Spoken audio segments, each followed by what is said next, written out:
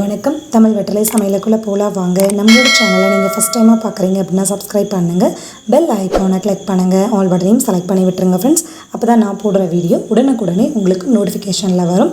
வாங்க வீடியோக்குள்ளே போகலாம். இன்றைக்கி நம்ம ஷீலா மீன் ஃப்ரை பார்க்க போகிறோம். அதை எப்படி செய்கிறது, அதுக்கு என்னென்ன பொருள் தேவை, கூட இதோட நன்மைகள் என்னென்ன அப்படிங்கிறத நம்ம இந்த வீடியோ மூலமாக தெரிஞ்சுக்கலாம். இப்போ மீன் வாங்கிட்டு வந்தாச்சு. இப்போ இதை நல்லா க்ளீன் பண்ணிகிட்ருக்குறாங்க. க்ளீன் பண்ணதுக்கப்புறமா நம்ம எப்படி ஃப்ரை பண்ணுறது, அதுக்கு என்னென்ன மசாலா சேர்க்கலாம் அப்படிங்கிறத பார்த்துடலாம். இப்போ இது உண்டான நன்மைகள் பார்த்துக்கலாம். மீனில் protein, vitamin D, vitamin K இருக்குது. விட்டமின் கே நம்ம உடலில் சேரையில் ஆன்டி ஆக்சிடெண்ட்டாக மாறி நம்ம உடலை நோய் எதிர்ப்பு சக்தியிலேருந்து பாதுகாக்குது. அதே போல் மீனில் இருக்கிற ஒரு வகையான எண்ணெய் பசை நம்மளோட சருமம், தேக ஆரோக்கியத்துக்கும் ரொம்பவே நன்மை தரும். அதே போல் இதில் ஒமேகா 3 இருக்கனால இதயத்துக்கும் மூளை செயல்பாட்டுக்கும் இதயம் சீராக இயங்கத்துக்கும் ரொம்பவே ஹெல்ப் பண்ணுது. ஏன்னா இது நரம்பு மண்டலம் சம்மந்தமாக இருக்கிற பிரச்சனை எல்லாத்தையும் சரி பண்ணி நம்மளோட மூளையும் இதயத்தையும் ஆரோக்கியமாக வச்சுக்கிறதுக்கு உதவுது.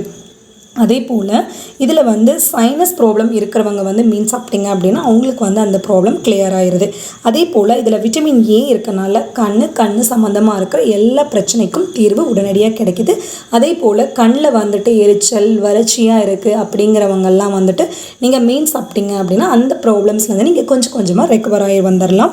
அதே போல் இதில் பாஸ்பரஸ், கால்சியம், பொட்டாசியம் இருக்கனால நரம்பு சம்மந்தமாக இருக்கிற பிரச்சனை எல்லாத்தையுமே சரி பண்ணுது. இதில் ப்ரெக்னென்ட் லேடிஸ் மீன் சாப்பிட்டீங்க அப்படின்னா உங்கள் ஹெல்த்துக்கு ரொம்பவே நன்மை தரும். அதே போல் உங்கள் குட்டி குழந்தையோட ஆரோக்கியத்துக்கும் மீன் ரொம்பவே உதவியாக இருக்குது. இப்போ நல்லா க்ளீன் பண்ணி முடிச்சாச்சு. இதில் உப்பு, மஞ்சத்தூள் சேர்த்தி இப்போ அது நல்லா பெசரி வச்சிட போகிறோம். நம்ம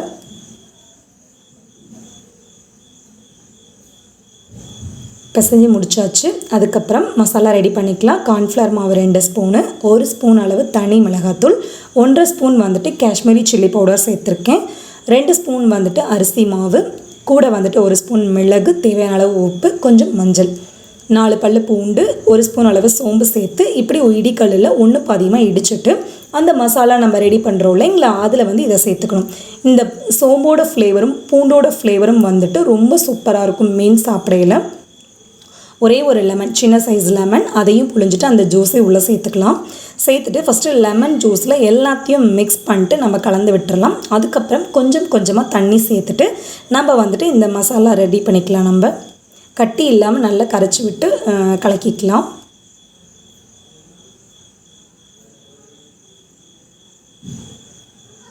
அவ்வளோதான், மசாலா ரெடி பண்ணியாச்சு. இப்போ நம்ம கழுவி சுத்தம் பண்ண வச்ச மீனில் இந்த மசாலாவை நம்ம சேர்த்துக்கலாம். சேர்த்துட்டு மீனில் எல்லா பக்கம் படுற மாதிரி நம்ம மசாலா அப்ளை பண்ணிக்கலாம்.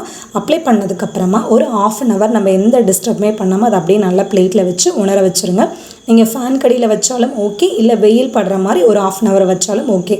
ஏன்னா அப்போ தான் நம்ம இந்த மசாலாவில் சேர்த்த ஜூஸஸ்லாம் இந்த ஃபிஷ்ஷில் இறங்கி நல்லா நமக்கு டேஸ்ட் கொடுக்கும். ஸோ அதுக்காக இப்போ நல்லா பரட்டினதுக்கப்புறமா இந்த போல் பிளேட்டில் வச்சுட்டு ஒரு 1/2 hour அப்படியே விட்டுருங்க. அதுக்கப்புறம் நல்லா எண்ணெயில் போட்டு எடுக்கலாம், தோசை தவாவில் போட்டு எடுக்கலாம். இன்றைக்கி நான் டீப் ஃப்ரை பண்ணலை, தோசை தவாவில் தான் போட்டு எடுக்க போகிறேன். தோசை தவாவில் போட்டு அடியில் எப்படி ஒட்டாமல் நல்ல கிறிஸ்பியாக எப்படி வர்றது அப்படிங்கிறத நம்ம இதில் பார்க்கலாம்.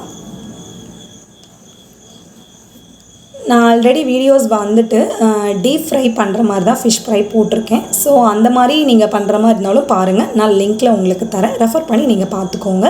இது நான் தோசை தவாவில் அடி ஒட்டாமல் அதே போல் எண்ணெயில் போட்டு நம்ம எப்படி முறுமுறுன்னு நல்லா ஃபிஷ் ரெடி பண்ணுறோமோ அதே போல் இது இருக்கும்.